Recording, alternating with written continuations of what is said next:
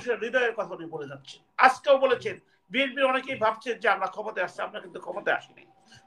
উনি যে 31 দফা দাবি দিয়েছেন, এক্সিলেন্ট। কিন্তু আমার কষ্ট হয় বিএনপির ভাইরা কেন এটা জনগণের ধৈর্যরায় পৌঁছাচ্ছে না। প্রত্যেকটা পয়েন্ট জনগণের কাছে পৌঁছে দেওয়া উচিত। তাদেরকে ব্যবহার করে ক্ষমতায় থাকার চেষ্টা করছে অবৈধভাবে। এই গণবিপ্লবটা হয়েছে, এই গণদুর্ঘটনা হয়েছে, আমি আপনাকে পিন পয়েন্ট করি, সেটা হয়েছে একমাত্র কারণে এরা জনগণের ভোট অধিকার না দিয়ে ভারতের পায়রবি করেছে। অসভ্যতার কারণে উনি আরেক জায়গায় আসছেন, যে সত্য নিজের বিবেকের কাছে। আমি একটা দল করতাম, সেখান থেকে আমি চলে আসছি, যে যারা অভ্যাসগতভাবে অন্যায় করে, যারা অন্যায় যাদের আদর্শ, তাদের সাথে থাকা যায় না। জেল খেটে আসছি, কিছুটা মেমোরি বিট্রে করতেছে আমার সাথে। এটা 13 অ্যামেন্ডমেন্ট হবে, যেটা তত্ত্বাবধায়ক সরকারের বিষয়টা। তো তত্ত্বাবধায়ক সরকারের বিষয়টা যেটা হাবিব ভাইকে উদ্দেশ্য করে বলছি, যে বিএনপির মূল জনগণের অধিকারটা ফিরিয়ে দেওয়ার জন্য 14, 18 এবং 24 যারা 71 সেম জিনিসটা হয়েছে, পাকিস্তান আমাদেরকে ক্ষমতা হস্তান্তর করে নাই বিদায় কিন্তু independent. That is very frank and true. সেই রকম শেখ হাসিনা গভর্নমেন্ট আমাদের ভোটাধিকার 14 দেয়নি, 18 দেয়, 24 দেয়। বিশেষ করে 24 এত নোংরামি করেছে যে চিফ জাস্টিসের বাসায় দিয়ে আক্রমণ করা হয়েছে। এই কথা বলে বিএনপি জেনারেল সেক্রেটারি বাংলাদেশের মানুষের কাছে যে একজন ভদ্রলোক হিসেবে পরিচিত জনাব ফখরুল সাহেব, তার বিরুদ্ধে শত শত মামলা মোকদ্দমা দিয়ে ইভেনকি ইলেকশন পরবর্তী 3 মাস পর্যন্ত জেলে তাকে রাখা হয়েছে। জনগণের অধিকার দিতে দেয়নি, যে কারণে মানুষের খুব ছিল। এখন তত্ত্বাবধায়ক সরকারটা সিম্পলি একটা জায়গায় আছে। এখানে আপনাদের জানা দরকার, এই তত্ত্বাবধায়ক সরকারটা বাতিলের জন্য একটা রিট পিটিশন করেছিল। সেই রিট পিটিশনের বিপক্ষে যখন মহামান্য সুপ্রিম কোর্টে এটা হিয়ারিং হয়, এই যে সিনহা বাবুকে নিয়ে যে আমরা এত কিছু বলি, অনেক বিএনপির ভাইরা তাকে নিয়ে এত কথা বলেন, এই সিনহা বাবু কিন্তু এই তত্ত্বাবধায়ক সরকারের বিরুদ্ধে দুটি কথা বলুন বিদায় সে 57 পেজ লিখে গেছে। ইমান আলী সাহেব এর ভিডিও যাচ্ছে, ওনলি আব্দুল ওহাব মিয়া, বিচারপতি আব্দুল ওহাব মিয়া, জাতি তার কাছে কৃতজ্ঞ থাকা দরকার। একজন অনেস্ট, যে সাইদি সাহেবের ওকেও খালাস দিয়ে গেছে। এখনো অনেকেই বলে সাইদি সাহেবের এভিডেন্স, তাহলে আজীবন দিলেন কেন? তো উনি কিন্তু সাইদি সাহেবকে খালাস দিচ্ছে। উনি বিচারপতি হিসেবে যায় এবং কখনোই কোনদিন মিডিয়া আসে না, ওয়ারাস সিনেমা কিন্তু মিডিয়া আসে। উনি এই 13 অ্যামেন্ডমেন্টে উনি যে রায় দিয়ে গেছে থার্ড এই ইয়ের পক্ষে, ইন্টারিম সরকারের পক্ষে, এইটা কিচ্ছু করার দরকার নাই। ওনার ওই রায়, ওই যে পয়েন্টগুলো দিচ্ছেন, ওই পয়েন্টগুলো যদি আলোচনা করা হয়, ইন্টারিম গভর্নমেন্ট ফিরে আসে, যেটা বিএনপির প্রাণের দাবি, দেশের মানুষের প্রাণ দাবি, যে মানুষ তার ভোট দিয়ে নেতা নির্বাচিত করবে, তারা এই দেশটাকে পরিচালনা করবেন। ইভেন জনাব তারেক জিয়া সাহেবের যে বর্তমান আলোচনা, তার বক্তব্য প্রত্যেকটা মানুষের হৃদয়ের কথা উনি বলে যাচ্ছেন। আজকেও বলেছেন বিএনপির অনেকেই ভাবছেন যে আমরা ক্ষমতায় আসছি, আমরা কিন্তু ক্ষমতায় আসিনি। উনি যে 31 দফা দাবি দিয়েছেন, এক্সিলেন্ট। কিন্তু আমার কষ্ট হয় বিএনপির ভাইরা কেন এটা জনগণের ধৈর্যরায় পৌঁছাচ্ছে না। প্রত্যেকটা পয়েন্ট জনগণের কাছে পৌঁছে দেওয়া উচিত, সেটা তারা পৌঁছাতে পারছেন না। এখন এই যে কথাটা আমি মামুন সাহেবের কথার মধ্যে আসতেছি, শুধু রিভিউটা অ্যালাউ করলেই ইন্টারিম গভর্নমেন্টটা হয়ে যায়। ইন্টারিম না, তত্ত্বাবধায়ক কেয়ারটেকার গভর্নমেন্ট। কেয়ারটেকার গভর্নমেন্ট হলেই আমি, আপনি, আমরা সকলেই স্বাধীনভাবে আমরা ভোট দিতে পারি। সেটা যে ডিলে করা হচ্ছে এবং ইলেকশনের রোডম্যাপ দেওয়া হচ্ছে না, এইখানে কিন্তু আবার কিন্তু এই পলাতক পতিত শেখ হাসিনা সরকারের দিকে যেতে হচ্ছে। মনে হচ্ছে যে এদের একটা অসৎ পারপাস আছে। আরে বাবা, আপনি 10 বছর পর ইলেকশন দেন, বলেন না আমার সংস্কার একটা ধারাবাহিক জিনিস। শেখ হাসিনাও ডেভেলপমেন্ট অমুক তমুক কইয়া বইলা আমাদেরকে 3 টিম গভর্নমেন্ট নিয়ে গেছে, ইলেকশন দেয় নাই, পাকিস্তানিরও দেয় নাই। আপনারা সেই ইলেকশন থেকে ভয় পাচ্ছেন কেন? এই দেশের মালিক আমি, এই দেশের মালিক আপনি। রাষ্ট্রপতি একটা ভোট দিবে, ওই যে লোকটা রিক্সা চালায় সে একটা ভোট দিবে। আপনারা দীর্ঘদিন যারা ভোটের অধিকার পাচ্ছে না, আমাদের যে ছেলেরা বিপ্লব করেছে, তারা জানে না কিভাবে ভোট দিতে হয়। এই পতিত পলায়ন সরকার যে মেথর পট্টি যেখানে আছে, যেখানে টয়লেট, পাবলিক টয়লেট, ওইখানে তারা ভোট ডাকাতি করেছে। আমাদের সুপ্রিম কোর্টের দেবর বাবির খেলা কে না দেখছে বাংলাদেশে? আমি ভাই কে না দেখছে? সবাই দেখছে না? তাহলে আমাদের ভোট অধিকারটা আপনাকে কেন ফিরিয়ে দিচ্ছেন না? এই জন্যই বলি, প্রথম প্রধান যে কাজগুলো করতেছেন ভেরি গুড, যে মামলাগুলো আপনার যে বিরুদ্ধে যে মামলাগুলো আসছে ডিসপোজ হচ্ছে, মিথ্যা মামলাগুলো, পলিটিক্যাল মামলাগুলো, তার সাথে বলতে চাই পলিটিক্যাল মামলা পতিত সরকার যেটা দিয়েছেন, এখনো অনেক পলিটিক্যাল মামলা হচ্ছে। আমি আইনজীবী হিসেবে বলি, আপনারা একই আদালতে এই পলিটিক্যাল মামলাগুলোর দিকে কনসিডার করেন। যে আগেও ভুক্তভোগী হয়েছে যারা আপনারা দেখছেন, এখনো অনেকে ভুক্ত হয়েছে, যার মধ্যে আমি একজন ভুক্তভোগী। 23 অক্টোবরের মামলায় 24 সেপ্টেম্বর মামলা করে সেখানে 704 জন আসামি আর 10 থেকে 15,000 সন্দিগ্ধ আসামি আমাকে রাতের অন্ধকারে আইসা 3টার সময় ডিবি পুলিশ ধরে নিয়ে গেল। আমার একটা ছেলে অটিস্টিক, চিন্তা করেন আমার সিচুয়েশন কি। তো এইগুলো যাতে না হয়, এখন আপনার এই 13 অ্যামেন্ডমেন্টের কথা বলতেছি। দ্বিতীয়, এখন আমি আমাদের উপস্থাপিকা হাসিনা আপার কোশ্চেনের উত্তরগুলো দিচ্ছি যে আপনারা যে গণবিপ্লবটা, আমাদের ডক্টর মামুন সাহেবের সাথে যায়, গণবিপ্লবটা কেন হয়েছে, এটা কি কারণে হয়েছে, এটা কি ইলেকশনের কারণে হয়েছে না কি কারণ?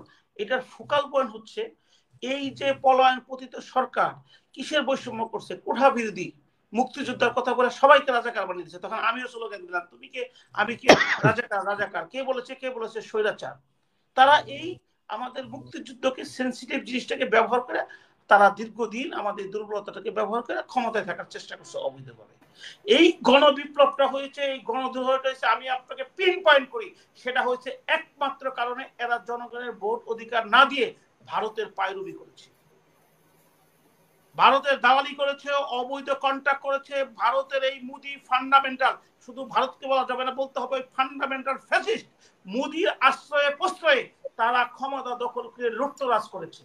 সেই লুটতরাজ থেকে রক্ষা করার জন্য, সেই ভারতের আধিপত্য থেকে রক্ষা করার জন্য, সেই ফান্ডামেন্টালিস্ট মোদি সরকারের কাছ থেকে রক্ষা করার জন্য, এবং শেখ হাসিনা এবং তার পরিবার, তার আত্মীয় স্বজন, তার স্বাস্থ্য, তার ছেলে, তার মেয়ে, তার মেয়ের জামাই, তার বাইশটা, তার বোন, এগুলা যারা আছে এবং আওয়ামী লীগের এমপিরা, তাদের কাছ থেকে এই গণবিদ্রোহ হয়েছে, এই গণবিপ্লব হয়েছে। এখন এই বিপ্লবের যদি আপনার মেন ইস্যুটাই না বুঝেন, আপনি সমাধানটা কোথায় করবেন? আপনি ক্ষমতাকে শেষে আপনি ধারাবাহিকভাবে বলতে সংস্কারের জন্য বিপ্লব হয় নাই, একটা ইস্যুতেও বলা হয় নাই যে এই গণবিপ্লব হয়েছে আমরা সংস্কার করব। আপনি কিসের সংস্কার করবেন? আলী রেজা সাহেবকে নিয়ে আসছেন আমেরিকা থেকে, উনি কনস্টিটিউশনে কি বুঝেন? আমি চ্যালেঞ্জ করলাম ওনাকে। তাহলে আর কনস্টিটিউশনে বুঝেন মানে আপনি যে কাজটা পার্লামেন্ট পারবে না সেটা তো আপনি পারবেন না, আপনি ইন্টারিম গভর্নমেন্ট অর্ডিন্যান্স দিয়ে পারবেন না। একটা যে আপনার প্রতিবন্ধক আছে, আপনি শুধু প্রস্তাবনা রাখবেন, প্রস্তাবনা দিয়ে সংস্কারের নামে ওনারা কেন সময় নিচ্ছে? সংস্কারের নামে কেন সময় নিচ্ছে? না আপনার কথাগুলো বলতেছি। এখন হচ্ছে যে না, সংস্কারের নামে কেন সময় নিচ্ছে ওনারা? ছাত্রদের বলতেছি এদের তো সংস্কারের জন্য জনগণ এদেরকে আন্দোলন করে নাই। হ্যাঁ, সংস্কার ধারাবাহিক জিনিস। আন্দোলন করেছে ইলেকশনের জন্য, আন্দোলন করছে ভারতের অবৈধ কন্ট্রাক্ট থেকে সেগুলো বাতিল করার জন্য, আন্দোলন করেছে যে পতিত পলায়ন সরকার ওই মোদি ফ্যাসিস্টের আশীর্বাদে তিনটে ইলেকশন করতে দেয় নাই, আমাদেরকে জিম্মি করে রাখছে, দেশের সম্পদ লুটপাট করেছে, তাদের বিচারের সম্মুখীন করার জন্য গণবিদ্রোহ হয়েছে, বিপ্লব হয়েছে। যারা নৃশংসভাবে উপরে হেলিকপ্টার দিয়ে আমার ওই আমার ছাত্র ভাইদেরকে মারছে, সেই হত্যার বিচার করার জন্য, সংস্কারের জন্য হয় নাই। কেন আমাদের বিএনপির বাইরে এটা বলতেছেন না? আপনাদের দুর্বলতা আপনাদের ক্ষতিগ্রস্ত করবে, আপনারা নিজেরাই বলছেন। না বলছি তো আমরা তো প্রতিনিধিত্ব করে যাচ্ছি। আপনি হাবিবা একটু লক্ষ্য করেন, জনপ্রতিনিধি দ্বারা সংস্কার হবে, এটা তো বিএনপি থেকে বলছে। বঙ্গভবন ওটা কিন্তু রাষ্ট্রের একটা প্রতীক, যেখানে রাষ্ট্রপতি একটা সিম্বলিক, সেখানে স্টুডেন্টদেরকে পাঠালেন। আর এখানে মাননীয় চিফ জাস্টিসের কাছে আপনি প্রস্তাব নিয়ে আসলেন রাষ্ট্রপতি করার জন্য। এর চেয়ে নির্লজ্জ কিছু হতে পারে একটা জাতির জন্য, একটা দেশের জন্য, একটা মানুষের জন্য? আমরা সম্মান জানাই, স্যালুট জানাই মাননীয় প্রধান বিচারপতি যারা, উনি অত্যন্ত প্রায় সুন্দরভাবে রিফিউজ করে দিলেন। তা আমাদের কথা হলো যে আমরা প্রতিহিংসা রাজনীতি কেন করবো? আমরা এডুকেটেড হয়েছি, আমরা সেই 71-এ 5% ছিলাম, এখন 50%-এর কাছে চলে আসছি। এখন মামুন সাহেবদের মতো লোক যে সুন্দর কথা বলছে আমরা শিখতেছি ওনাদের কাছ থেকে। আমরা হাবিব ভাইয়ের অভিজ্ঞতা থেকে, উনি একটা দলে ছিল, আমি অসভ্যতার কারণে উনি আরেক জায়গায় আসছেন, যে সত্য নিজের বিবেকের কাছে। আমি একটা দল করতাম, সেখান থেকে আমি চলে আসছি, যে যারা অভ্যাসগতভাবে অন্যায় করে, যারা অন্যায়, যাদের আদর্শ, তাদের সাথে থাকা যায় না। তাই বলে আমাকে মুক্তিযুদ্ধকে বাদ দিয়েছি, আমরা স্বাধীনতাকে ভুলে গিয়েছি তো? আর যারা ডিফারেন্স করে বঙ্গবন্ধু এবং শহীদ প্রেসিডেন্ট জিয়া রহমানের সাথে, তারা ভুল করে। মুক্তিযুদ্ধ আজকালকেও যে বিএনপি যে স্টেটমেন্টটা দিয়েছে মাননীয় প্রধান উপদেষ্টার থেকে বেরিয়ে, সেখানে মুক্তিযুদ্ধ স্বাধীনতা বারবার উচ্চারণ করেছে। আমাদের তো সেখানে ভুলে গেলে চলবে না।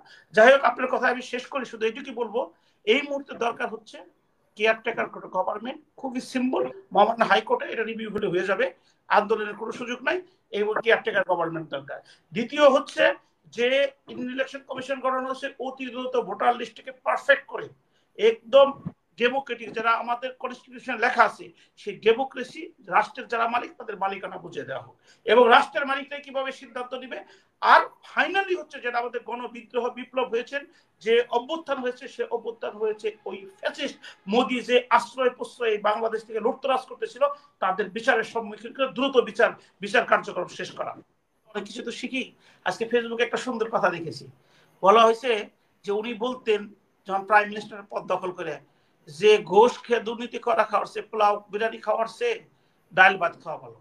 আরেকজনে লিখছে দুর্নীতি করে মানুষের অধিকারকে ডাকাতি করে ক্ষমতায় থাকার চেয়ে মানুষের বাসায় কাজের বোয়াগিরি করা ভালো। এখন যে ছিল বরাবরই অবৈধ, তার প্রত্যেকটা অ্যাক্টিভিটি ছিল অবৈধ, যে কারণে সে পালিয়ে গেল। এখন ওনার কোনো কাজের তো বৈধতা নাই, কিন্তু আমাদের দুর্বলতার কারণে উনি এগুলো বলে বেড়াচ্ছে। আমাদের ফোকাল পয়েন্ট হিট করতে হবে। আমরা ভারতকে কেন হিট করতে যাব? আমরা হিট করবো ভারতের যে বর্তমান সরকার প্রধান মোদীকে, যে ফ্যাসিস্ট। কংগ্রেস কোনোভাবেই বাংলাদেশের মানুষের বিরুদ্ধে যায় নাই, ভারতের সাধারণ মানুষ বাংলাদেশের মানুষের বিরুদ্ধে যায় না। যেটা হাবিব ভাই যথার্থই বলেছেন, যখন মার্কেট, লেখাপড়া, এই চিকিৎসা, বিভিন্ন কিছুর সাথে তাদের একটা পার্শ্ববর্তী রাষ্ট্রে আমাদের ইন্টার কর্পোরেশন আছে, যেটা আমাদেরকে ভিক্টিমাইজ করেছে। এই শেখ হাসিনাকে ফ্যাসিস্ট, এক ফ্যাসিস্ট আরেক ফ্যাসিস্টকে বানাইছে, বলছে সাথে সাথে আমরা চলবো। জামাই বোর সম্পর্ক যারা করেছে তারা ওইখানে দেখেন ইলেকশনে ম্যানিফেস্ট করছে, আর এখানে অবৈধভাবে সমস্ত সাপোর্ট দিয়ে জনগণের অধিকারকে তুচ্ছ করছে। এবং তারাই তাদের স্বয়ং সাপোর্টে, তাদের প্যাট্রোনাইজিংয়ে তারা ওই ইউএসএ বক্তৃতা দিচ্ছেন, ইউকেতে বক্তৃতা দিচ্ছেন, বাংলাদেশের বিভিন্ন রাইট বাজারের চেষ্টা করছেন। কারণ মোদী সরকারের কাজ হচ্ছে রাইট করা। প্রথম ইলেকশনে মাত্র 2টা সিট পেয়েছিল, তারপরে বাবরি মসজিদকে কেন্দ্র করে তারা ক্ষমতায় আসলো, তারপরে এখনো তারা ক্ষমতায় ঠিক আছে। যখন ইলেকশন আসে শেখ হাসিনা যেমন তফসি পড়তো, মোদী যে বসে থাকে, কিসে মন্দিরে যে বসে থাকে, এবং তাদের রায়ট একটা বাঁচাইতে হবে, কারণ এরা সিম্পল একটা অনুভূতি নিয়ে কি করে, সেই অনুভূতি নিয়ে তারা কাজ করতেছে। অর্থাৎ তার সমস্ত কাছে অবৈধ। এখন উচিত হচ্ছে এটার প্রতি কর্ণপাত না করা। তাদের উদ্দেশ্য হচ্ছে আমরা কর্ণপাত দিই, আলোচনা করি, আলোচনা করে তারা জিতে যায়। আমরা ওটা আলোচনাই করবো না, ওই প্রসঙ্গটা কি বললেন না, যখনই আপনার প্রসঙ্গ টানবেন তখনই তুমি সাকসেস। আমি চুপ করে ঢুকে পড়বো, এটা নিয়ে আমরা সবাই আলোচিত হয়ে গেলাম, আমরা সাকসেস। উনি বললেন যেদিনকে আপনি কি নভেম্বরের 10 তারিখে, আবার আমি কি বলছিলাম, যেটা ঢুকাসবো, আর ওই দিনকে আমাকে ডিবি অ্যারেস্ট করলো। ওই দিন আমাকে ডিবি ওই কারণে অ্যারেস্ট করলো, এটা শো করলো। এটা কি করতে পারে? যেখানে আমি বলতেছি এটা জাস্ট ওনারা কিছু দৃষ্টিভঙ্গি নেওয়ার চেষ্টা করতেছে। ওনাদের যে নিরীহ কর্মীগুলা যারা দলকে ভালোবাসে তাদেরকে মারার জন্য, মেরে ফেলার জন্য একটা ইস্যু তৈরি করার জন্য সৃষ্টি করতেছে। জাস্ট ইগনোর করেন এটাকে।